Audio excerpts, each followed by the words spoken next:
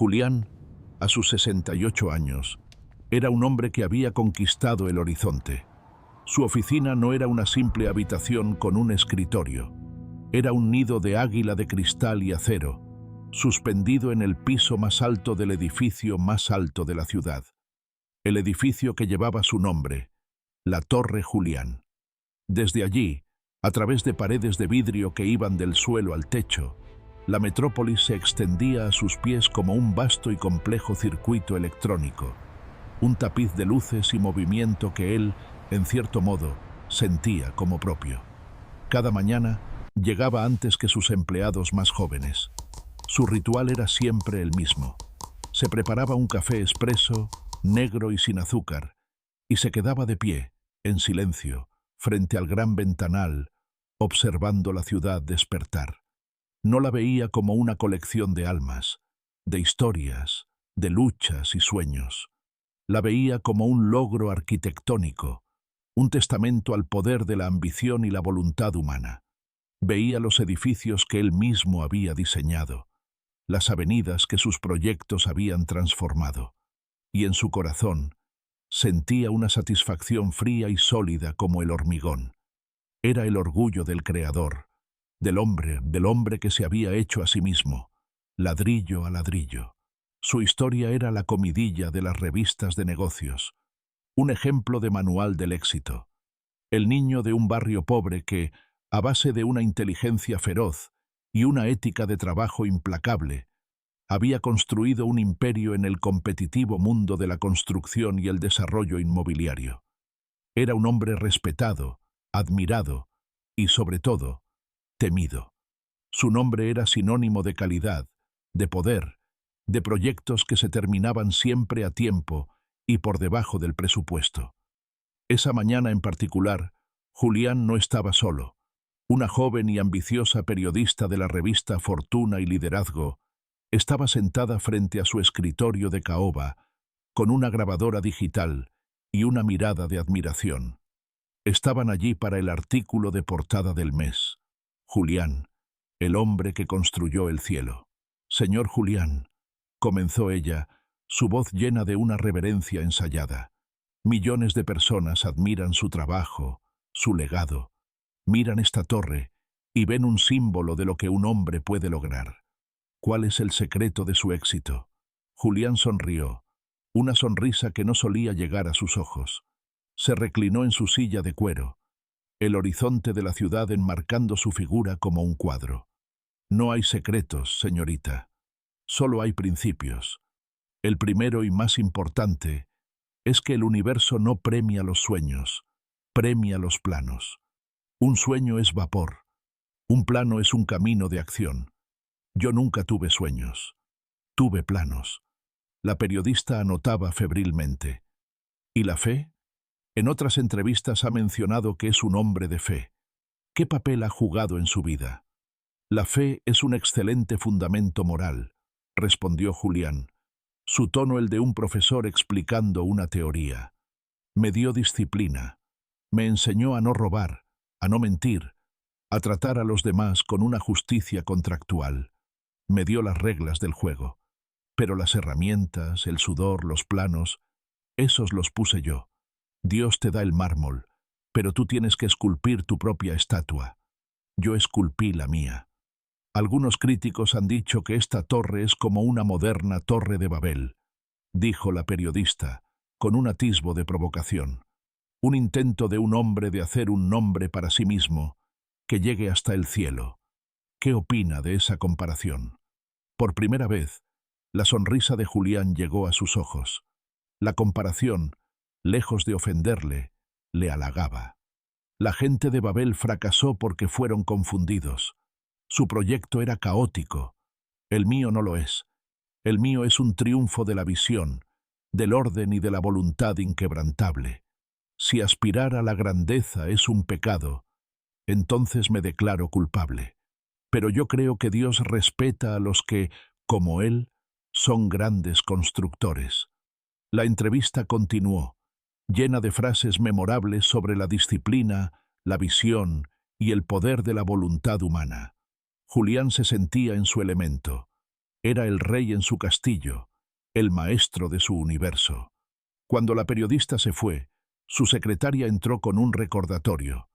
Señor Julián, su hija me pidió que le recordara que la fiesta de cumpleaños de su nieto Lucas es este sábado a las 3. Julián frunció el ceño, mirando su agenda electrónica. Imposible. Tengo la reunión con los inversores de Dubái ese día. Llama a mi hija y dile que lo siento mucho. Envíale a Lucas el regalo más caro de la tienda de juguetes. Y una tarjeta grande. La secretaria asintió y se retiró en silencio. Julián no le dio más importancia al asunto. El amor, para él, también se había convertido en una transacción, un gesto que podía ser delegado, un sentimiento que podía ser reemplazado por un objeto caro. Estaba demasiado ocupado construyendo su legado para el futuro como para participar en la vida del presente. Esa noche, se quedó hasta tarde en la oficina, como de costumbre. La ciudad, a sus pies, era una galaxia de luces parpadeantes. Se sirvió un vaso de un whisky caro y se quedó de pie, de nuevo, frente al gran ventanal. Se sentía como un dios contemplando su creación. Cada luz era un testimonio de su éxito. Cada edificio, un monumento a su nombre. Había construido una torre que rascaba el cielo, un nombre que resonaría en las generaciones venideras.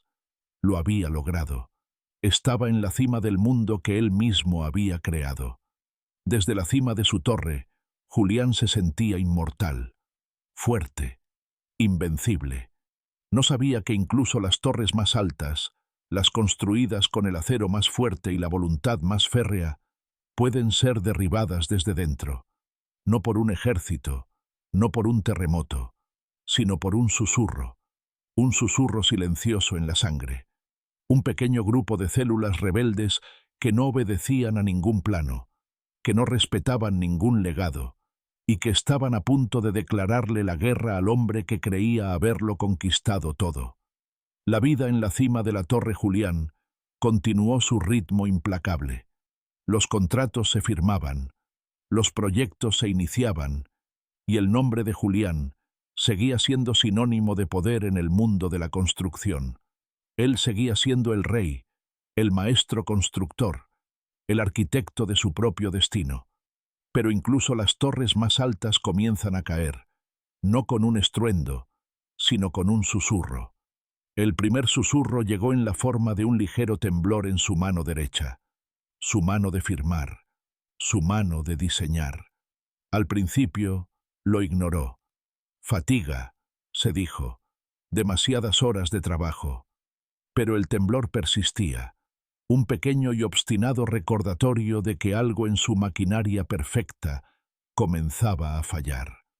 Luego vino el cansancio, un agotamiento profundo, que no se iba con las 8 horas de sueño recomendadas por su médico personal.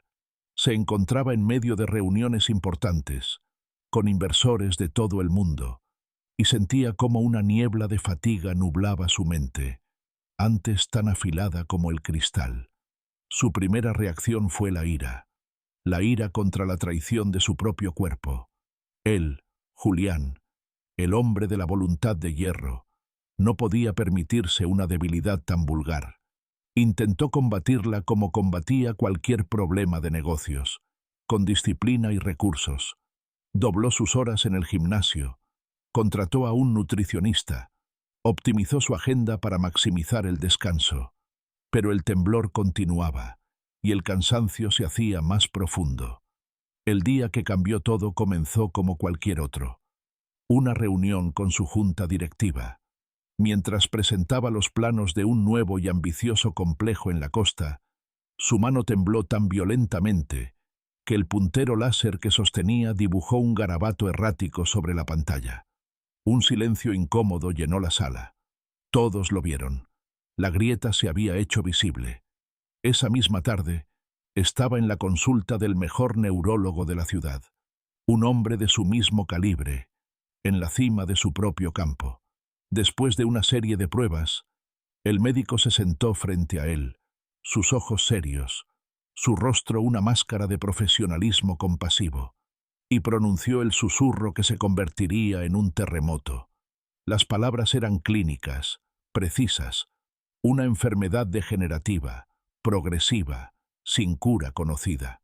La reacción de Julián no fue de tristeza, fue de una incredulidad furiosa. «Eso es un error», dijo, su voz fría y cortante. «Sus máquinas deben estar mal calibradas. Yo soy Julián. Yo no me enfermo. Yo construyo. No me desmorono». El médico suspiró. Estaba acostumbrado a tratar con hombres poderosos que creían que su voluntad podía reescribir la biología.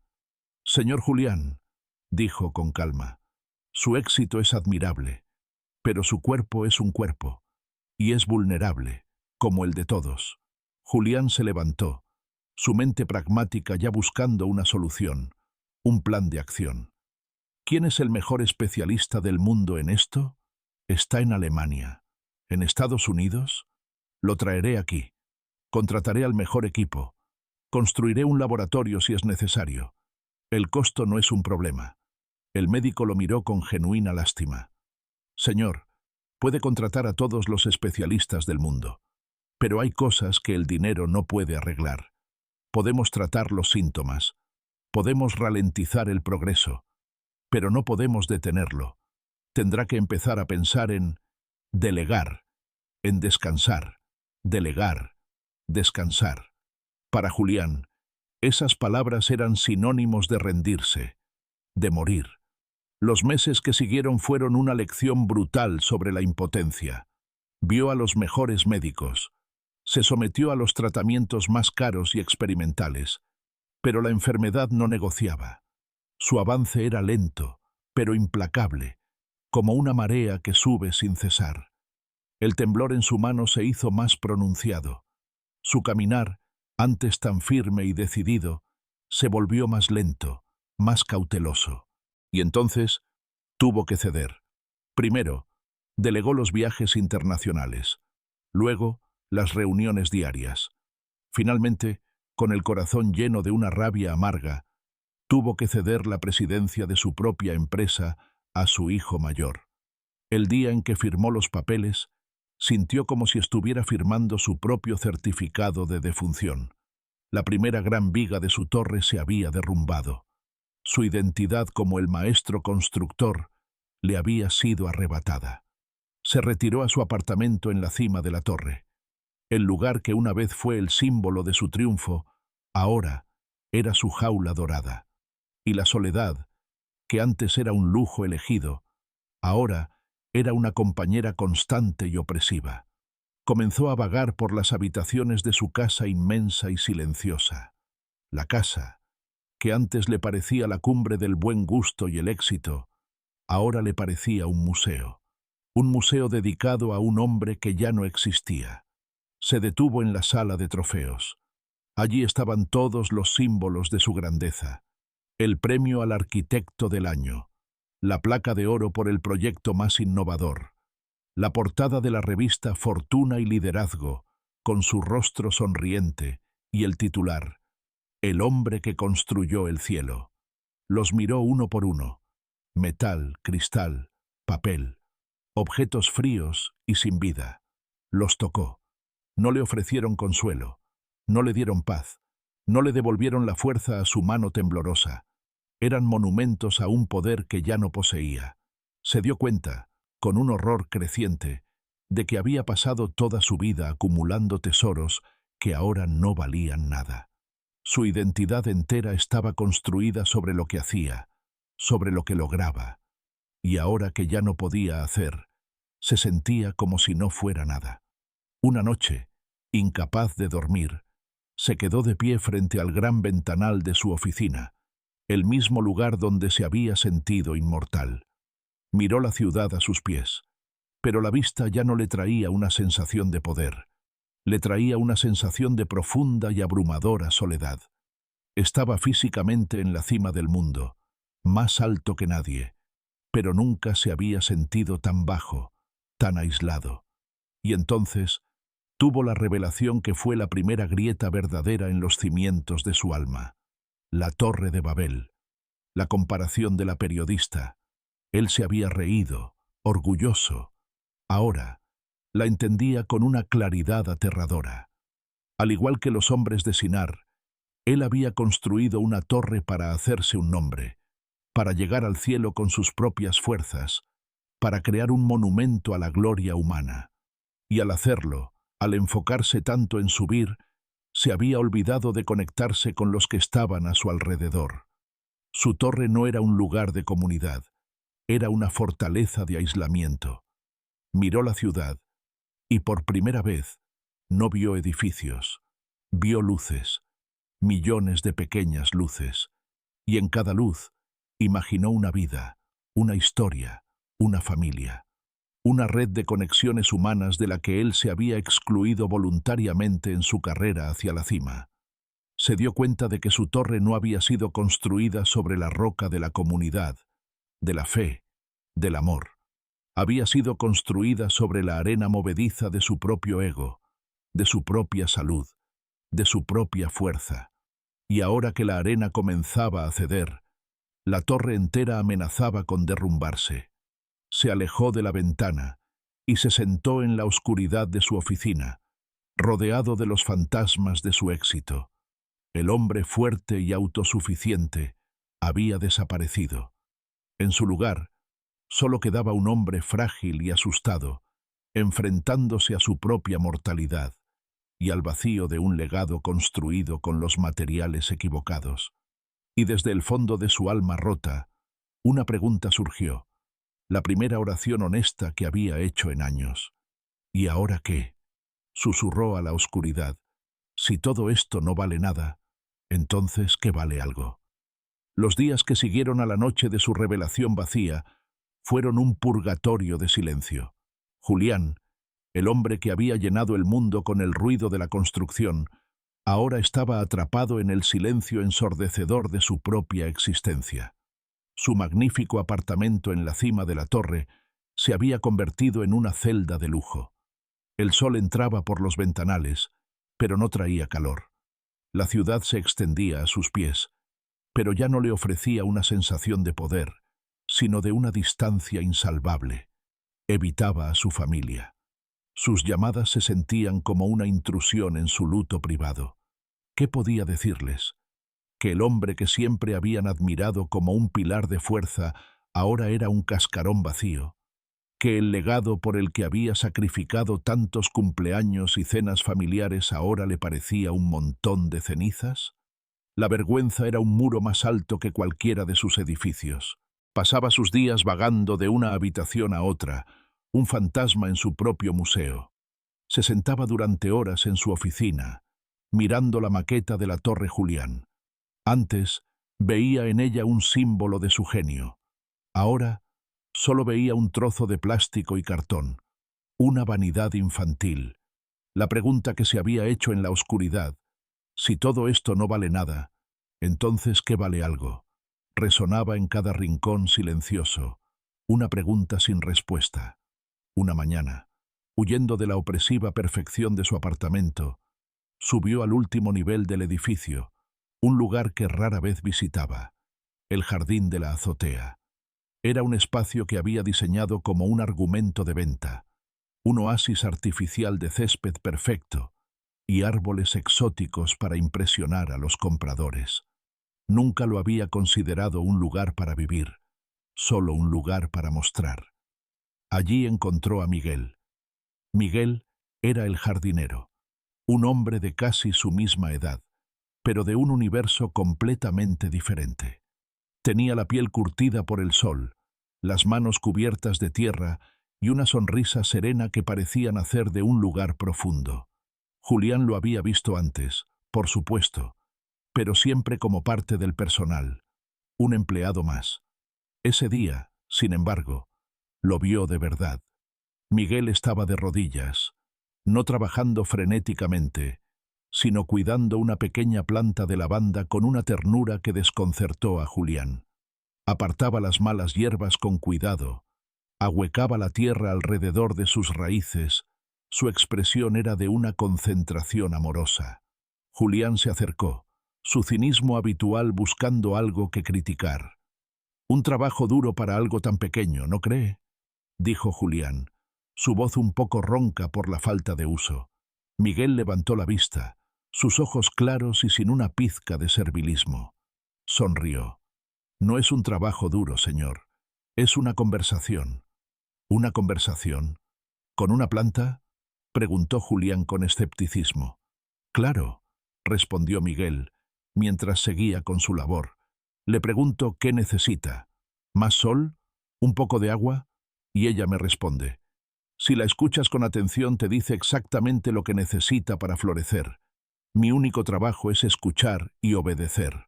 Julián se quedó en silencio, procesando la simpleza de aquella filosofía.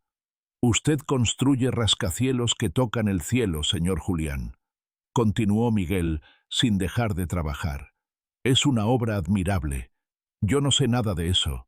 Yo solo ayudo a que pequeñas semillas cumplan el propósito para el que fueron creadas. Para mí, no hay trabajo más grande ni más honorable que ese. Cumplir el propósito para el que fueron creadas. La frase se quedó flotando en el aire fresco de la mañana. Julián, el gran constructor, el hombre que creía crear el propósito de la nada, se sintió de repente como un ignorante. Se despidió con un murmullo y regresó a su apartamento, pero las palabras del jardinero lo siguieron. Esa tarde, impulsado por una curiosidad que no entendía, hizo algo que no había hecho en 40 años. Buscó una Biblia. Encontró una en la estantería de la habitación de invitados, una Biblia vieja que había pertenecido a su difunta esposa. Estaba cubierta de polvo.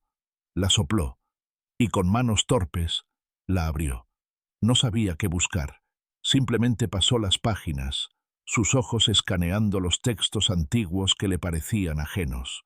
Y entonces, sus ojos se detuvieron en un pasaje del Evangelio de Mateo. Un pasaje que probablemente había escuchado de niño, pero cuyas palabras nunca habían penetrado su corazón orgulloso. Era la conclusión del Sermón del Monte.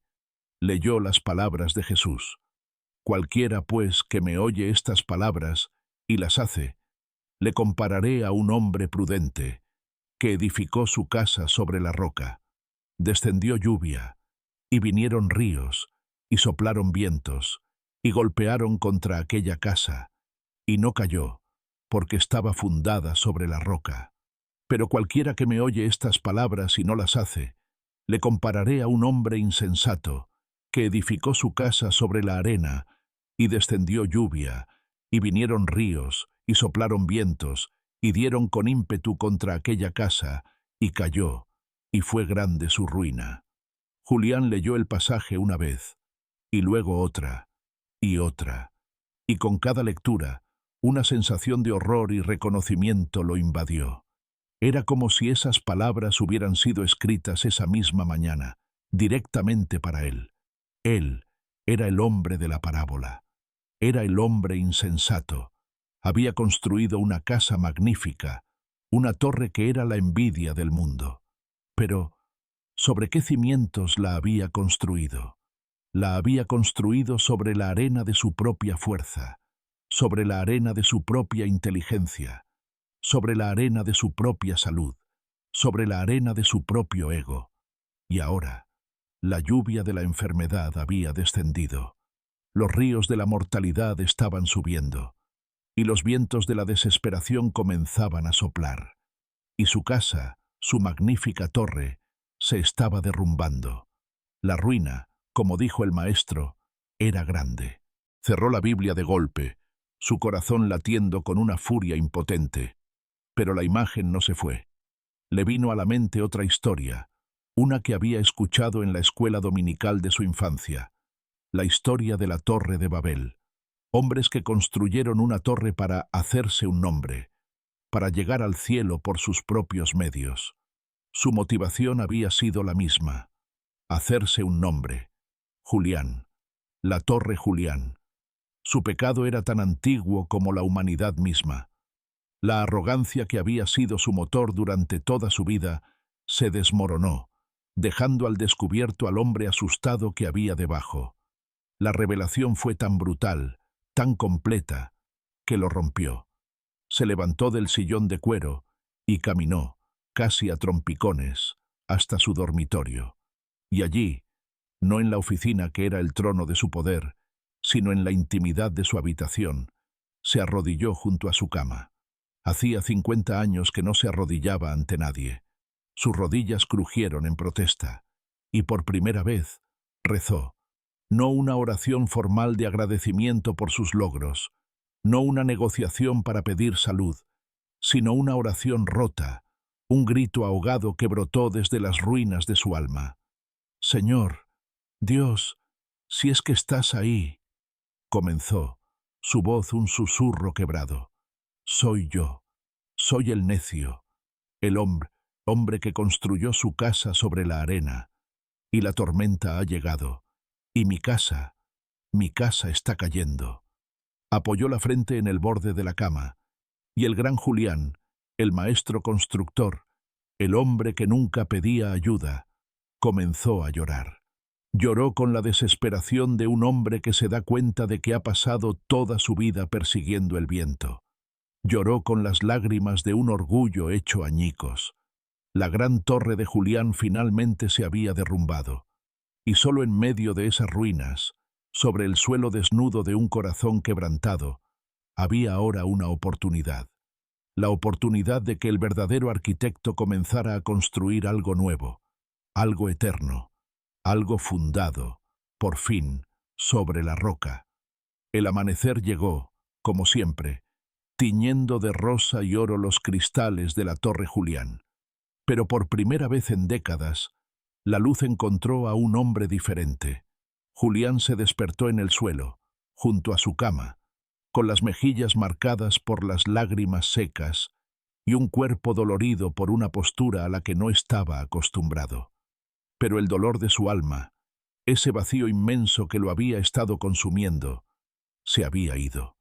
En su lugar, había una quietud, una paz que nacía no de la certeza del control, sino de la liberación de la rendición. Se levantó lentamente, se acercó al gran ventanal de su oficina, miró la ciudad que se extendía a sus pies. La misma vista que la noche anterior le había parecido un monumento a su propia vanidad, ahora le parecía diferente. Ya no veía una maqueta, un logro de la ingeniería. Veía un hormiguero de vidas, millones de almas, cada una con sus propias torres y sus propias tormentas. Y por primera vez, no se sintió por encima de ellos, se sintió parte de ellos, y sintió una compasión que lo sorprendió. Su primer impulso no fue mirar su agenda, ni llamar a su asistente. Fue tomar el teléfono y llamar a su hija. «Papá», dijo ella, su voz sorprendida al escucharlo tan temprano. «¿Estás bien?» «Estoy bien, hija.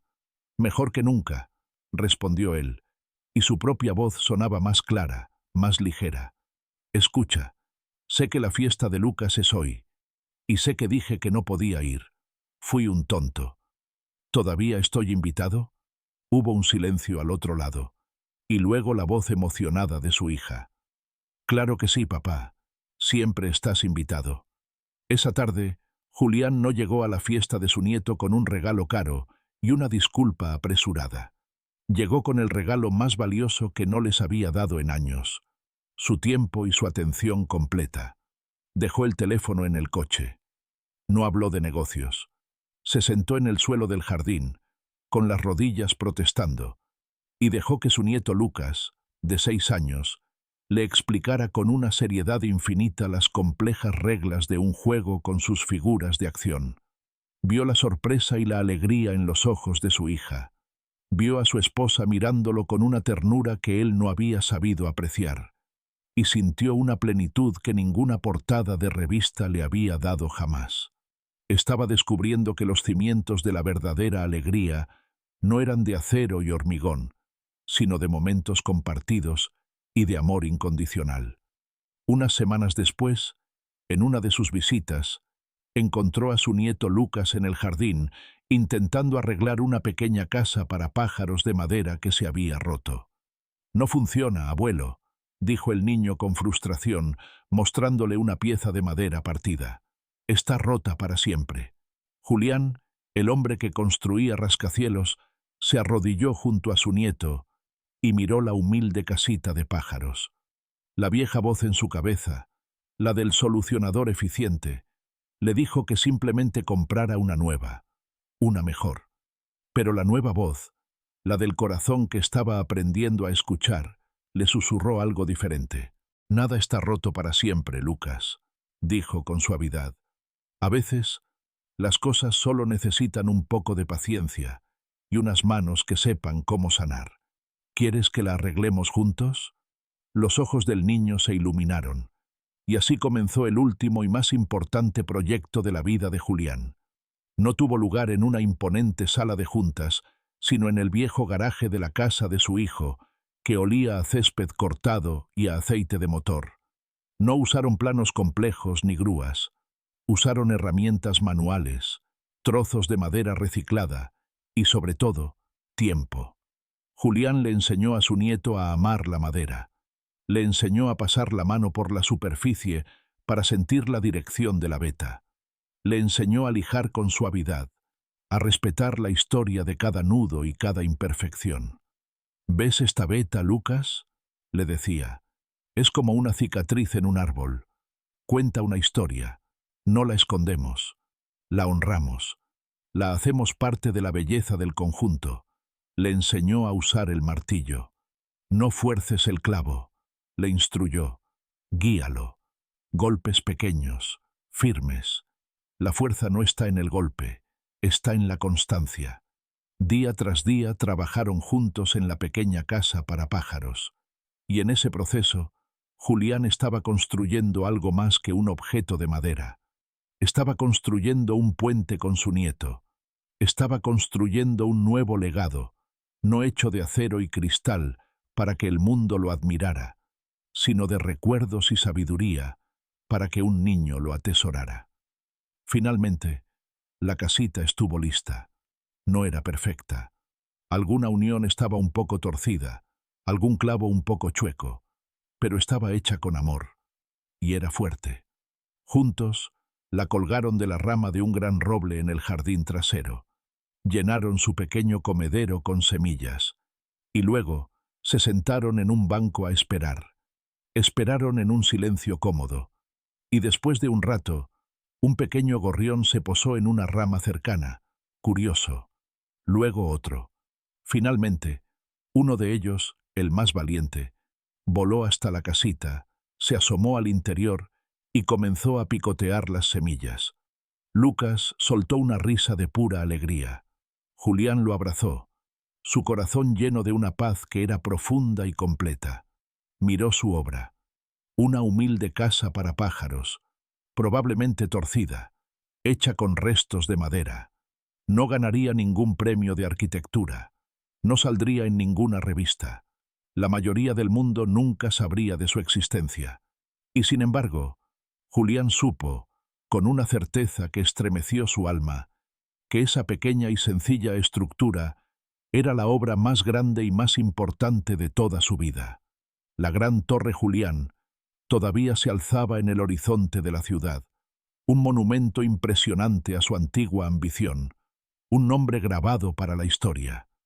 Pero el verdadero legado de Julián, la única obra que finalmente había logrado tocar el cielo, era una pequeña y sencilla casa para pájaros, construida no sobre la arena del orgullo para hacer un nombre para sí mismo, sino sobre la roca del amor, para dar un hogar a la más pequeña de las criaturas de Dios.